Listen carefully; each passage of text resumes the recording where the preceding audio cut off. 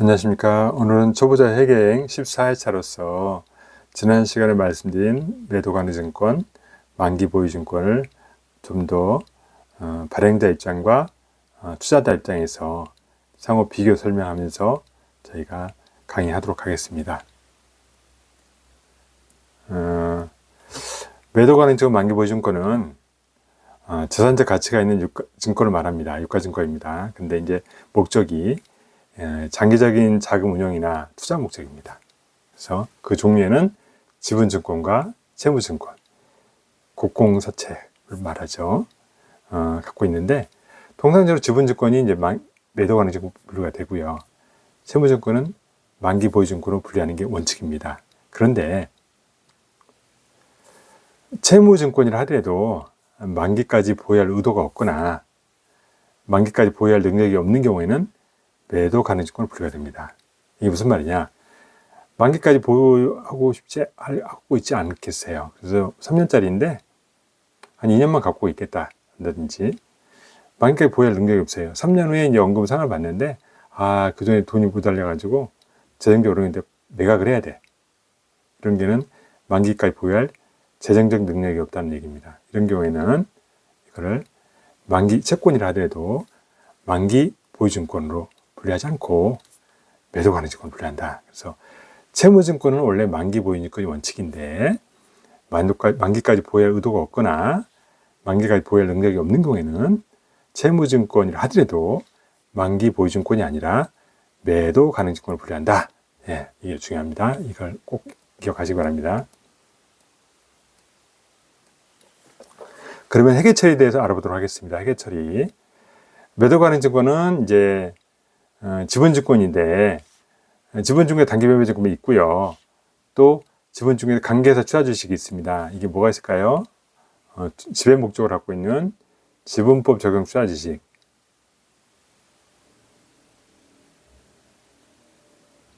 투자주식이죠. 이거는 지배 목적이에요. 지배 목적.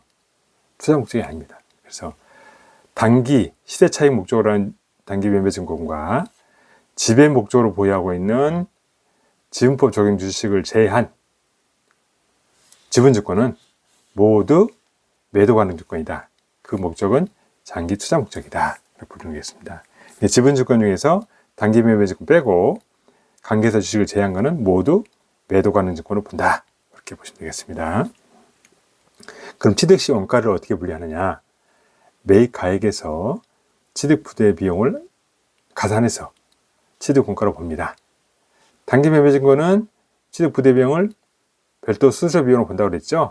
그래서 수수료를 본다고 그랬는데 이게 좀 차이가 있습니다. 그래서 꼭 구분하셔야 됩니다. 이게 시험 문제에 자주 나옵니다. 전산회계 시험이라든지 공인회계사라든지 세무사 시험, 경영지도사 시험이라든지 나옵니다. 그래서 꼭 구분하셔야 될 것 같고요. 그러면 회계처리 보도록 하겠습니다. 2005년에 A회사 주식 20주를 주당 5,000원에 구입했습니다. 구입 시 증권거래세 10,000원을 지출했어요. 그러면 분계를 어떻게 할까요? 취득원가를 산정해야 되는데 취득원가는 말씀드린 것처럼 매입가액과 취득 비용을 합산하는 것을 취득원 가산한다고 그랬죠. 그러니까 요거 두 개 하면 10만 원이 되겠죠. 매입가액이 10만 원이고 플러스 증권거래세 10,000원. 그래서 취득원가는 얼마죠? 11만 원 되겠습니다. 그래서 매도가능증권 주식이죠. 차변에 자산의 증가 11만 원, 현금 나갔죠. 자산의 감소 현금 대변 11만 원 이렇게 분개하면 되겠습니다. 그럼 보유할 때 어떻게 될까요? 보유하게 되면 원칙적으로 지분증권이니까 배당 수익을 받게 됩니다. 근데 전환사채 같은 경우는 이제 또 이렇게 우리가 중대 전환권 행사할 수 있기 때문에 이런 같은 경우는 이제 만기까지 꼭 가지는 않기 때문에 채무증권이지만 이걸 매도가능증권 분류할 수 있습니다. 그런 경우는 또 그 전환권 행사 전까지 이자 수익을 받을 수 있겠죠. 그래서 매도가능증권이라 하더라도 꼭 배당금 수익만 나오는 게 아니고 이자 수익도 나올 수 있다. 이렇게 꼭 아셔야 됩니다. 일단 지분증권이 원칙이니까 한번 보겠습니다. 주당 500원의 배당을 받는다. 20주 갖고 있다고 그랬죠. 그러면 우리가 배당금 수익으로 10,000원 받게 되겠죠. 그래서 수익의 발생, 대변 만원. 그 다음에 현금 받았죠. 그러니까 현금 자산의 증가 차변 만원. 이렇게 분개가 되겠습니다. 네, 이렇게 이제 보유시에 분개가 되고요. 근데 이제 우리 지분증권은 공정가치로 기말에 평가하게 돼 있어요. 왜냐하면 시가가 이제 보통 공정가치가 되죠. 그래서 상장주식 같은 경우는 이제 종가가 이제 공정가치가 되는 거고요. 그래서 매도하는 증권은 공정가치로 평가를 하게 돼 있으니까 공정가 평가해 보면 장부가액과 차이가 날 수 있습니다. 그러면 기말에 그 차익을 매도가능 증권 평가 손익으로 처리합니다. 그럼 이 손익이니까 단기 손익이 반영하나? 이렇게 생각할 수 있죠. 단기 손익이 아닙니다.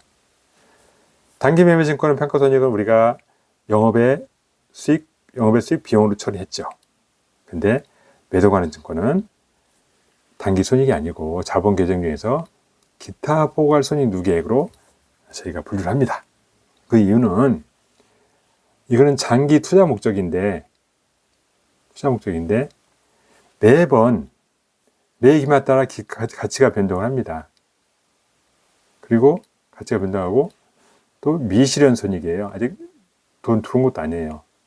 이걸 갖다가 매기 재무제표에 영업손익이 단기손익 반영하게 되면 경영성과가 왜곡이 됩니다. 그래서 매도가능 증권 평가손익은 저희가 손익이 아니라 자본계정에 기타 포괄손익 누계액으로 표시해서 경영성과 왜곡을 하지 말아라.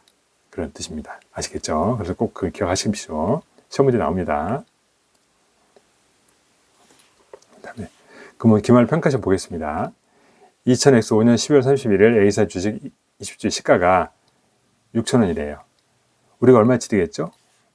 500원. 5,000원. 죄송합니다. 5,000원 치르겠죠. 그러면 1,000원의 가치가 상승됐어요. 20주에. 그렇죠? 그럼 20주니까 만원이 그 가치가 상승한 거죠. 그래서 매도가능 증권 평가이익 2만원, 기타 포괄손익 누계액 자본계정에서 기재되고요. 자본의 증가 대변, 매도가능 증권 장부가액 올려주는 겁니다. 자산의 증가 차변 2만원 이렇게 분가됩니다.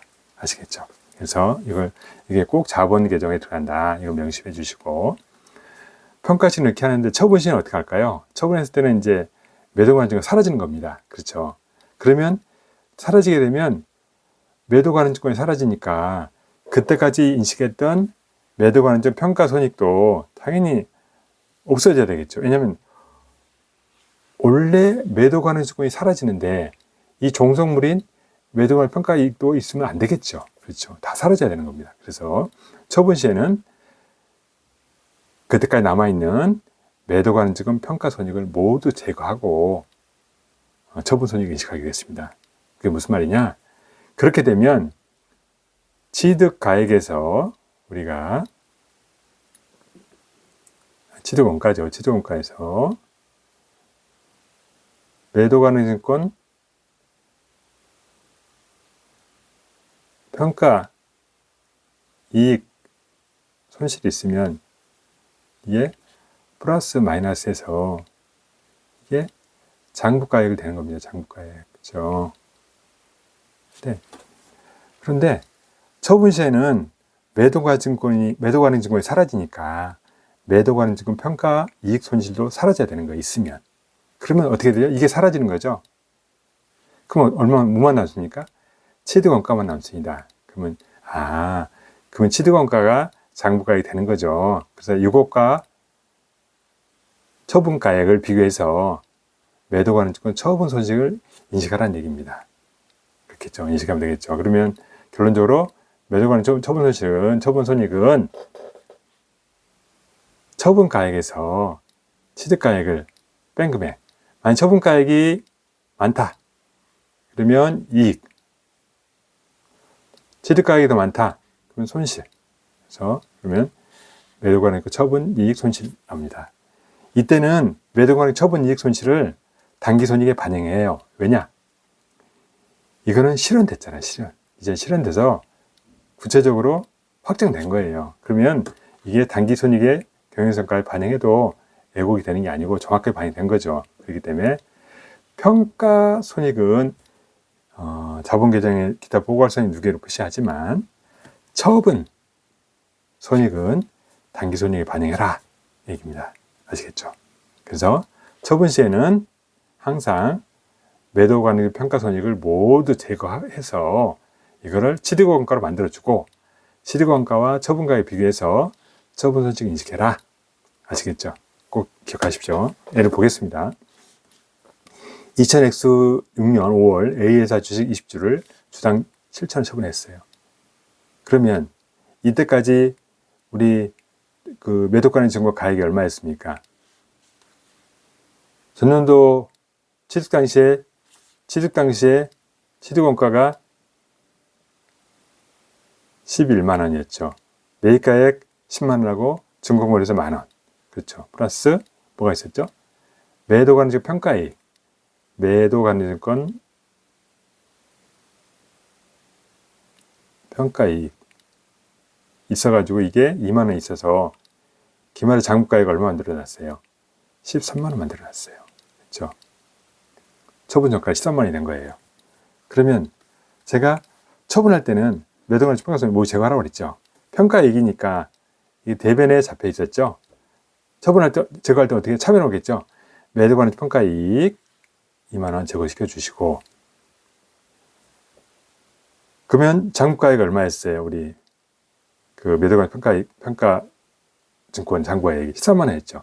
13만 원 매도가능 증권 13만 원 대변에 제거시켜 주시고, 얼마에 처분했습니까? 주당 7,000원. 그럼 얼마 현금이 돈 겁니까? 14만 원. 현금은 자산의 증가 14만 원. 죄송합니다. 이거 공이 하나 더 있네요. 14만 원. 차변. 그러면 16만 원하고 13만 원, 15만 원 하면 차익이 얼마죠? 3만 원이죠. 매도관의 처분 손익 3만 원이다. 이렇게 차대를 비교해서 할 수 있고요. 제가 아까 말씀드렸죠. 처분 손익 뭐라고 했어요? 처분가액에서 취득원가를 빼라고 그랬죠. 차익이라고 그랬죠. 처분가액 얼마입니까? 처분가액이 14만 원. 여기 취득가액 얼마였습니까? 11만 원. 그럼 차익이 얼마입니까? 3만 원. 처분가액이 취득가액보다 더 많으니까 3만 원 많으니까 그 차익이 처분이익이 잡히는 겁니다. 그래서 매도관리권 처분이익 3만 원이 당기손익에 반영이 된다. 예, 아시겠죠? 예, 그렇게 처리하시면 되겠습니다. 그래서 이거는 분계를 이렇게 해볼 수 있고, 요걸 잘 기억을 하셔서 처분가액, 취득가액 비교해서 처분손익을 인식해라. 아시겠죠? 그렇게 하시면 쉽겠죠? 네. 다음은 만기 보유증권에 보도록 하겠습니다. 만기 보유증권 뭐라고 그랬죠? 만기까지 보유할 의도, 인텐션과 능력, ability가 갖고 있다. 의도는 의사가 있는 거고, 능력은 재정적인 능력. 그거 있어요. 도중에 팔지 않겠다. 돈이 힘들어도 끝까지 갖고 가겠다. 예, 그게 만기까지 보유할 능력이 있는 겁니다. 이런 채무증권 중에서 이 두 가지 보유할 의도와 능력을 가지고 있다 그러면 모두 이거는 만기 보유증권이 된다. 채무증권 중에서 이 두 가지 한 가지를 못 갖춘다 그러면 이거는 매도 가능증권이 된다. 이렇게 보시면 되겠죠. 그래서 이것도 취득가액 당시의 취득원가는 매입가액 플러스 부대비용을 합산하는 겁니다. 똑같습니다. 그래서 보시겠습니다. 그러면 취득시험 보겠습니다. 2000X1년 1월 1일 A회사 사채를 9,455원에 취득했대요. 액면 금액은 만원이고요. 표시 이자율은 3%, 시장 이자율은 5%, 만기는 3년짜리. 이게 액면 이자율이죠. 액면 이자율. 쿠폰 레이트라고 그러죠. 쿠폰 레이트. 액면 이자율. 매입했대요. 근데 조건이 만기까지 보유할 의사와 능력이 있대요. 그럼 이게 뭐죠? 만기 보유증권 요거 충족한 거죠. 아, 그럼 이게 만기 보유증권이구나. 일단 계정 감옥 만기 증권은 되는 겁니다. 그죠? 매도 관행이 아니고 만기 보유증권. 자, 만기 보유증권 얼마에 샀습니까? 9,455원. 시도원가. 자, 투자자산의 증가, 투자자산이 있죠? 투자자산의 증가, 만기 보유증권 차변 945. 현금 얼마 나갔습니까? 945 나갔죠. 현금 945 감소 대변. 이건 투자자 입장에서 분개예요. 투자자 입장에서. 그러면 사채 발행자 입장, 발행자.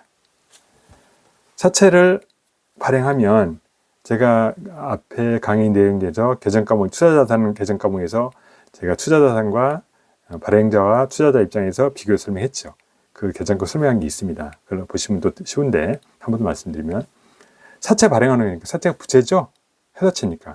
그러니까 부채 증가, 차변, 대변 만원. 예, 액면 만원이에요. 왜냐하면 만기에 액면을 갚잖아요. 그러니까 만원 기재하는 겁니다. 그렇죠? 만원 갚아야 되니까 의무가 있는 거예요.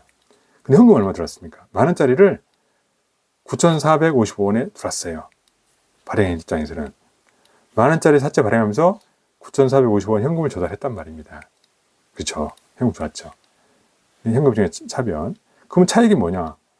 만원짜리인데 나 9,455원밖에 현금 안 들었는데 이거 뭐야? 아, 이거는 사채 할인 발행제입니다. 할인.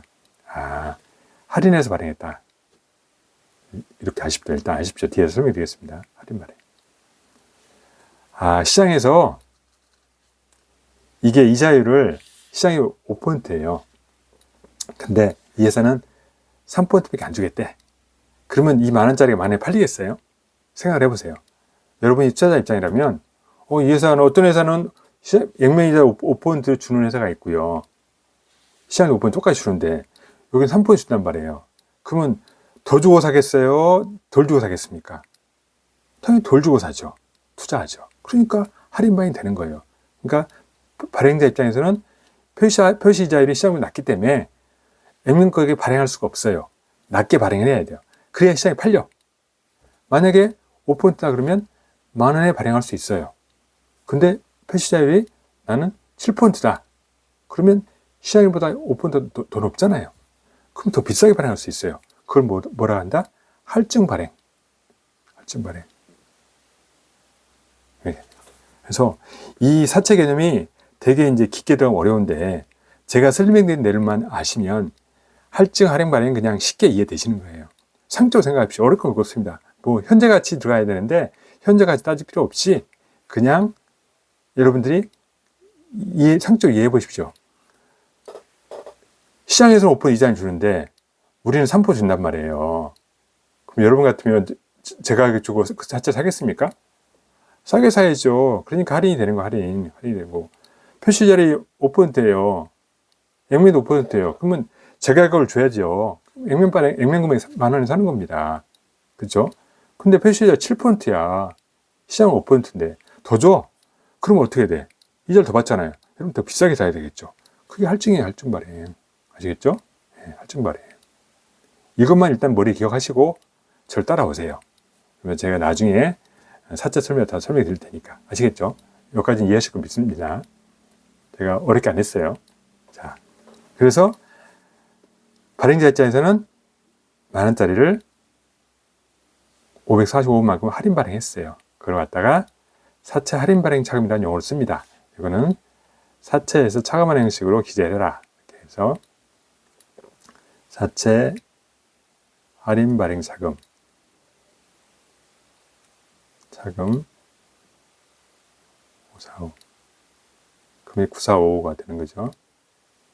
쉽게 말씀하시면 사채 만에 발행했는데 할인 발행해야지 사는 9,450원 아직 발행해도 못 받았구나.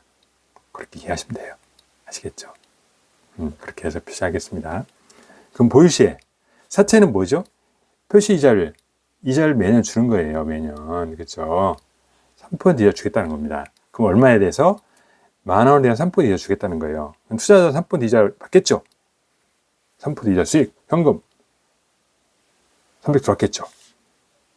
원래 이자 수익 300이야. 이자 수익 300. 현금으로 받은 거. 근데 이자 473으로 돼 있네? 174 뭐지? 또 이 의문이 가시죠. 이 사채가 만기에는 10,000원 돌려받아야 돼요. 상환받아요. 근데 현재 가치가 이것밖에 안 돼요. 945밖에 안 돼요. 그러면 만기까지 이 가치를 10,000원을 만들어줘야 되는 거예요. 3년 동안. 그러면서 그 과정이 뭐냐? 사채 할인 발행 자금을 상각, 줄여주면서 이 가치를 10,000원을 만들어주는 거예요. 이게 줄어들면 차감액이 줄어드니까 올라가겠죠. 그 줄어들 만큼 갖다가 이자 수익에 가산해 주라. 왜냐?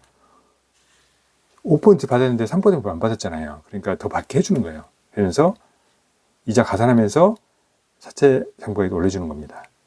3년 동안. 그래서 만기 되면 이게 제로가 되면서 이게 많이 되는 거예요. 많이. 아시겠죠? 그래서 이 가액 현재 가치의 유효이자를 곱해서 이자 수익 나와의 유효이자다. 그래서 유효이자 473이고 만기 보증 그래서 증거 가액 올려주면서 173에서 이자 수익 473 잡습니다. 이게 어려울 수 있는데 한번 이렇게 따라오세요. 그래서 보유시에는 이자 수익을 받는다.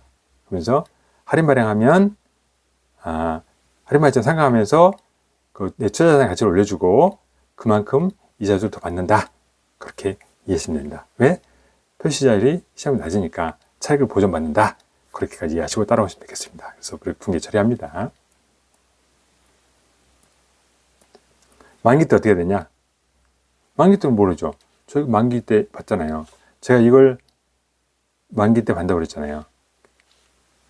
이게 이제 사라지면서 상각하면서 제로가 돼서 차가 많으니까 만기 10,000원이 되는 겁니다. 그래서 받게 되면 만기 보유증권에 10,000원이 제거되고, 왜냐하면 이 계속 올려주는 거예요. 또 20X 2년 말에 또 이 가치 올려줘요. 20X 3년 말 만기 상환하기 전에 또 올려줘가지고 이거를 갖다가 이 가치가 계속 올라가서 끝내는 10,000원이 되는 거예요. 10,000원. 그래서 이렇게 가치가 계속 올라가는 겁니다. 그래서 만기 10,000원이 되는 겁니다. 지금은 여기는 9455였어요. 조금씩 올라가면서 10,000원이 되는 3년 때 만기 10,000원이 되는 겁니다. 그래서 10,000원 제거시키고 현금을 받습니다. 이 부분이 되게 여러분이 좀 어려우실 거예요. 뒤에 가서 제가 설명 한번 드릴게요. 그래서 한번 따라오십시오. 일단 여기까지.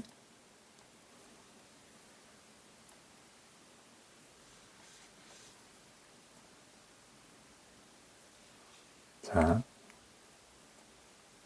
아까 그 내용입니다, 여러분. 아까 우리 애는 할인 발행한 거 있어요. 9455였죠. 만기가 얼마였어요? 이게 10,000원이었죠. 요 차액을 제가 뭐라고 했습니까? 사채 할인 발행 차금. 그러면 할증 발행은 어떻게 될까요? 요것만 바꾸면 됩니다. 이거는 사채 할증 발행 차금. 요거. 이게 발행 시는 여기 있는데 액면보다 할인이니까 적었죠. 우리 이 장부상 가액이. 그냥 이만큼이 이게 사채 할인 발행 자금이고요. 요만큼이 할증 발행 자금이에요. 이걸로 인해서 이 액면 가액하고 차이가 나는 거예요. 할인 발행하게 되니까 이게 10,000원짜리가 945가 되는 거고, 이게 할증 발행되면 10,000원 얼마가 되겠죠. 10,000원 크겠죠. 이만큼 차이가 나겠죠. 이 금액이 발행을 이렇게 했는데 만기 되면 액면금을 받아야 된다니까요. 상환해야 된다니까요. 그러면 이게 계속 줄여주는 거예요. 그래서 제로가 되겠죠. 그러면서 사채 할인 발행 자금을 이걸 줄여주는 건 상각이라고 그러는데, 상각하게 되면 사채 장부가액이, 우린 투자자니까 만기 보유증권의 장부가액이 증가한다고요. 왜냐, 제가 막 계속 말씀드렸잖아요. 사채에서 할인 발행 자금을 차감한다고 그랬잖아요. 그러면 차감액이 10,000원짜리인데 아까 그 545 있죠. 그래서 945가 나왔는데 요게 이제 삼각하면 이게 이만큼 할인 발행 차감률이 줄어들면서 계속 줄어드는 거예요. 줄어들죠. 삼각하면서 얼마 간다? 10,000원에 간다는 거예요. 이게 제로가 된다는 거예요. 그래서 액면에 만기 때는 액면을 상환받는다. 할증은 이렇게 높게 발행했는데 할증은 이게 마이너스가 아니라 플러스가 되겠죠. 여기 뭐 그래가지고 이게 계속 줄어들어 가지고 만기에 액면을 상환한다는 거예요. 그러면 우리 투자자 액면을 받는다는 얘기죠. 그래서 요거를 이 상각하는 걸 갖다가 이자 비용에 가산하고 여기는 이자 비용에 차감한다고 그랬는데 왜냐?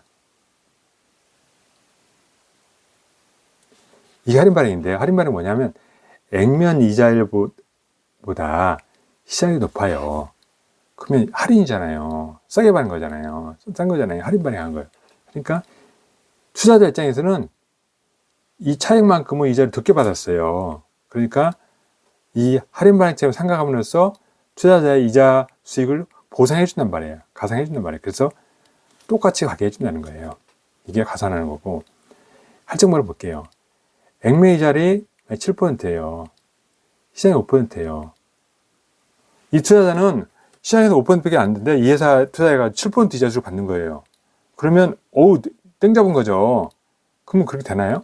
시장만큼 받아야죠. 그러면 너는 많이 받잖냐. 그러니까 이자 비용을 차감해 주는 거예요. 왜냐하면 액면 이자 더 받으니까 끝내는 똑같게 가야 되니까. 그래서 이 받은 금액을 할인 발행을 상각하면서 이자 비용 차감시켜 주면서 이 장부를 줄여서 끝내는 액면가액으로 기결시키게 만든다. 이게 이제 사채 할증 발행 자금 상각이 되는 거예요. 아시겠죠? 액면 발행은 할증 할인액 차감이 안 나와요. 똑같으니까. 그러니까 그대로 상각할 거 없이 그냥 쭉 가는 겁니다. 장부액이 그냥 10,000원이에요. 상각할 게 없어요. 아시겠죠? 그래서 이걸 꼭 한번 기억해 주시고 갔으면 좋겠습니다.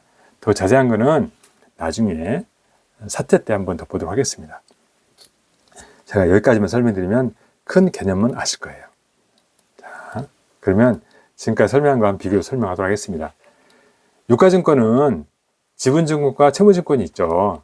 근데 저번 시간까지 비교해서 통 정리하겠습니다.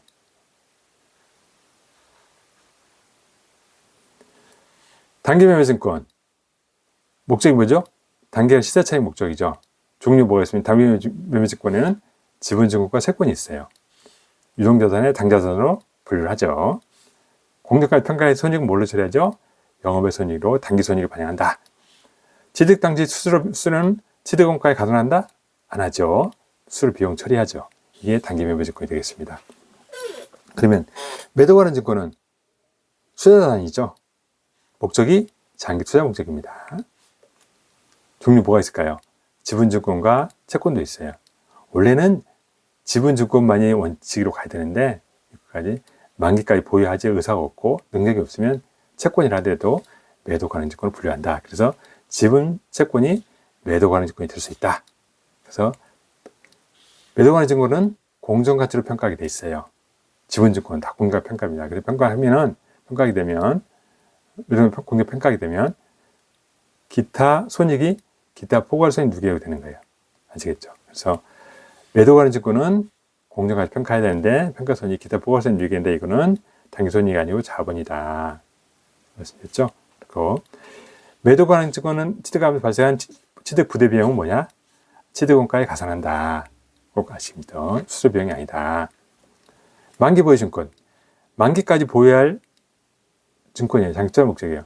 채권이에요. 채권. 만기 보유 증권에는 절대 지분 증권이 올 수가 없어요. 아시겠죠? 지분 증권에 만기가 있나요? 만기 없습니다. 주식에 무슨 만기가 있습니까? 그러니까 절대 지분 증권은 만기 보유 증권으로 분류가 될 수 없다. 아시겠죠? 꼭 아셔야 됩니다. 그리고 만기 보유 증권은 절대 공정가치 평가하지 않는다. 그럼 뭘로 하냐? 상가구 원가로 처리한다. 이게 무슨 말씀이냐? 아까 제가 사채 할인 발행 자금 상가하고 할증만이 상가한다 그랬죠. 그래서 최초의 취득가액에서 할증만 상가하게 뺀 금액을 장부가에 한다고 그랬죠. 상가하면서 줄어들잖아요. 그게 이제 평가가 되는 거예요. 쉽게 말하면. 그때 평가할 때 뭐라고 그랬죠? 만약에 취득원가와 만기 상환금액의 차이가 있다 그러면 이게 액면 발행이 아니고 아까 말한 것처럼 할증이나 할인 발행이 된다는 얘기예요. 액면 이자율과 시장 이자율이 같지 않고 차이가 나면 할증 할인 발행이 나는 거죠. 그렇죠? 그때는 경우에 차이를 만기까지 나누어서 이자수익 가감을 조정한다고 그랬죠. 그렇죠? 그게 말이고요. 그래서 상가구 원가가 뜬다. 여기서 했잖아요. 그렇죠? 그렇게 보시고요. 그래서 판단한 거고. 그래서 제가 할인액은 이자수익 가산해서 장부가액 증가시켜주고 할증액은 이자수익 차감해서 장부가액 감소시켜준다고 말씀드렸죠. 아까 표 보셨지 않습니까? 표 이거. 그래서 채권은 만기 액면금을 상환받으니까 할인 발행과 할증 발행금을 만기의 액면금으로 가기 위해서 조정해주는 과정이다. 이게 상각인가요? 상각. 상각하면 조정해준다고 그랬잖아요. 액면에 기결을 낸다고 그랬죠. 기결을 낸다고 그랬죠. 그렇죠? 그래서 이게 상가구 원가라는 개념이다. 이게 장부가액이죠. 이게 상가구 원가인 거예요. 이게 계속 만기 가는 거고 계속 가는 겁니다. 따로 평가하지 않고. 아시겠죠? 그래서 이 개념을 꼭 여러분들이 아시고 가시면 좋겠습니다. 오늘은 매도하는 증권, 만기 보유 증권을 내서 사채 발행과 관련해서 설명드렸어요. 오늘 현재 가치 개념을 설명 안 드렸습니다. 이거 설명드리려면 시간이 한 20-30분을 잡아야 돼야 되는데 이 짧은 시간에 할 수 없어서 사채 파트에서 별도의 현재 가치 설명드리면서 더 심도 있게 사채를 설명드리도록 하겠습니다. 오늘은 사채를 투자자 입장과 발행자 입장에서 간략하게 설명드렸으니까 이런 게 있구나 정도 개념을 이해하시고 가시면 투자자 이해하는데 크게 무리가 없을 거라고 생각합니다. 오늘도 경쟁에서 감사합니다. 고맙습니다.